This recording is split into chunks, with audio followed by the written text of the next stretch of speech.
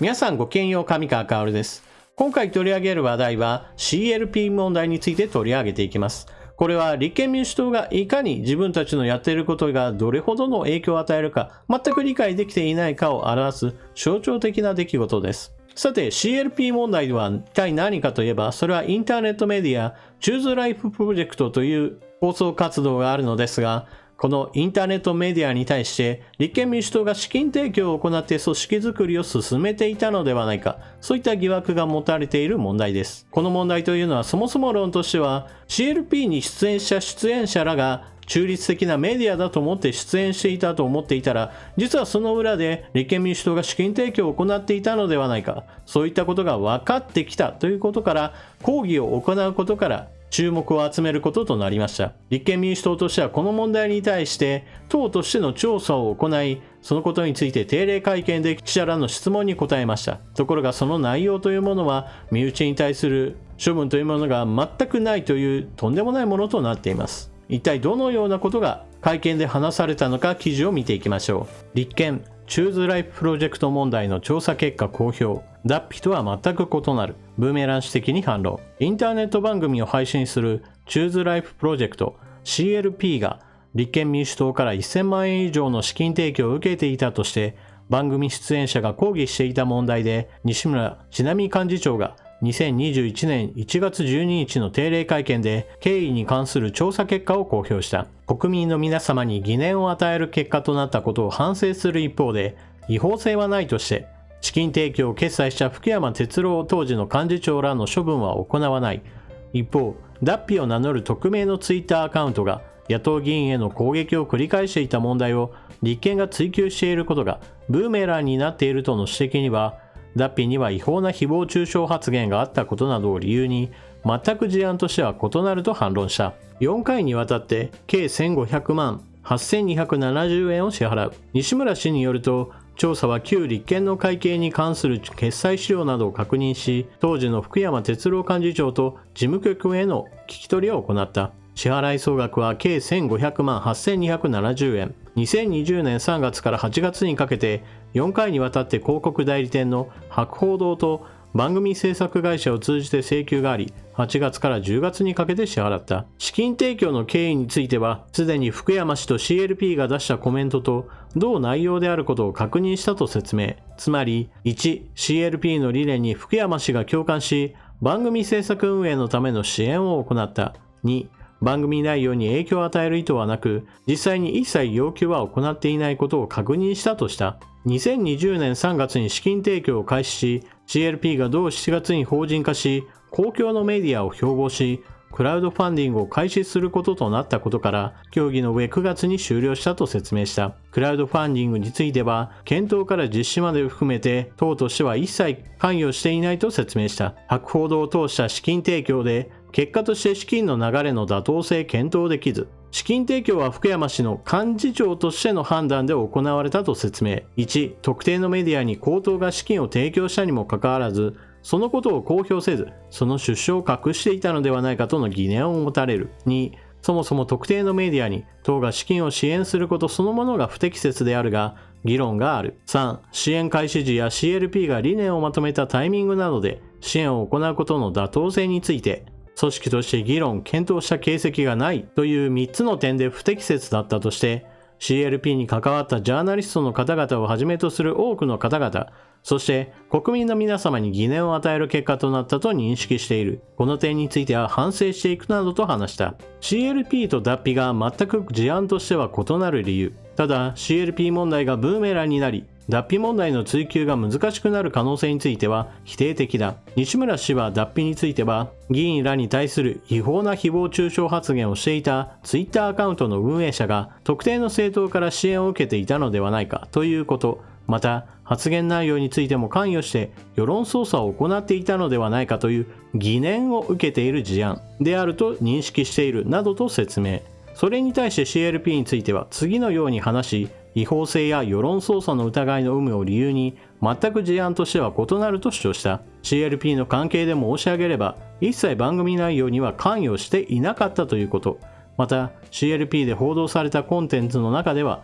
違法な誹謗中傷発言はなかった。世論操作とも無関係であったということなので、全く事案としては異なるものと認識している。今後の対応については、支出の妥当性などのチェック体制を組織として確実に実施するとともに、党内ガバナンス機能の点検を行っていく。資金の使途だけではなく、メディアとの適切な距離感を保ち、国民の皆様に疑念を抱かれることのないように努めて、類似の事案が発生しないようにすると説明したが、関係者の処分については、今回の事案には違法性がないことを弁護士にも確認したとして、処分は考えていないと否定した。記事はここまでなので、ここからは少し補足を行っておきます。この記事の中で話題の中心になっていたのが Choose Life プロジェクト、略称としては CLP という名前が付けられています。これは自由で公正な社会のために公共のメディアを目指すとして設立されたネットメディアです。インターネット上の公式サイトを開くといくつかの番組が出てくるわけですが、その中の一つにこんなものがありました。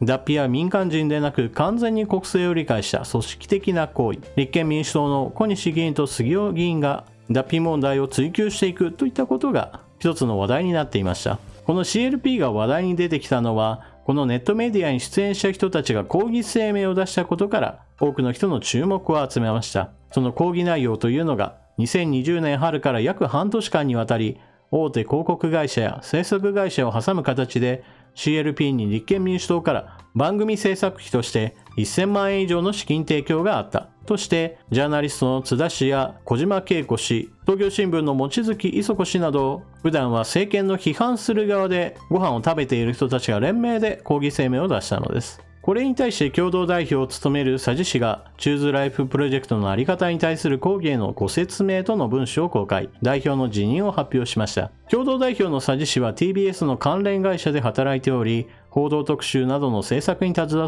っていた人物だと言われています。そして CLP の設立にあたっては、立憲の福山哲郎当時幹事長と理念的に共鳴したことから、党から番組制作費として約1500万円を供与を受けました。組織づくりを進めるとともに、その後はクラウドファンディングなどで体制を固め、現在では課金サポーター制度などの導入も行っています。自由で公平なメディアといった話をしていた CLP に立憲民主党という公党が関わって資金提供を行っていたのではないか。こういった問題が取り出されたわけですが、このお金を出すことを決めた党の福山氏は今回の件についてこのようなコメントをしています。フェイクニュースに対抗するメディアの理念に共感したため、広告代理店と制作会社を通じて番組制作を支援した。理念に共感して自立までの間の番組制作一般を支援したもので、番組内容などについて関与したものでない。何ら問題はないというのが福山氏の声明です。立憲民主党の現在の幹事長にしても、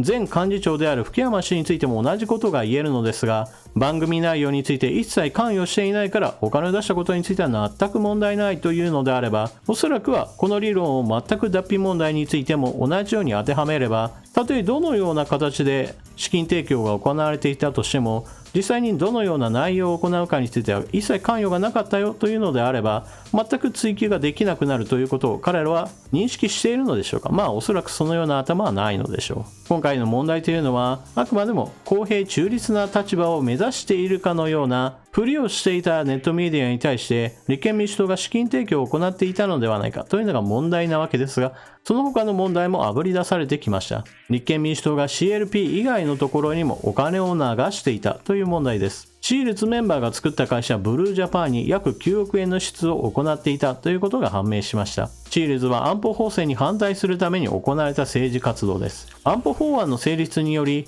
日本が戦争を率先して起こしたり、もしくは戦争を仕掛けられる国になると主張し、安保法案の成立阻止を目指しました。当時安保法案が成立することにより、このシールズも活動目的を失いました。そのためシールズは現在では解散しています。しかし現在もなお彼らの活動といったものが評価され、立憲民主党から資金提供を受けるような形で関係性が続いているというわけです。ブルージャパンに資金提供が行われていることに関して立憲民主党の西村幹事長はこのように返答を行っています。特定業者との個別の取引内容の公表は控える。 CLP とは関係はなく、党が行う広報活動などを行う発注先の一つだと語りました。このブルージャパンという企業は先ほども述べたように安保法案に反対した人たちを吸収していたり、もしくは立憲民主党の事務職員らが再就職するときに利用されたりもするそうです。また、この会社の代表を務めている人物が脱皮訴訟の担当弁護士でもあるそうです。そのような形で様々なところで立憲民主党との関係が深いようです。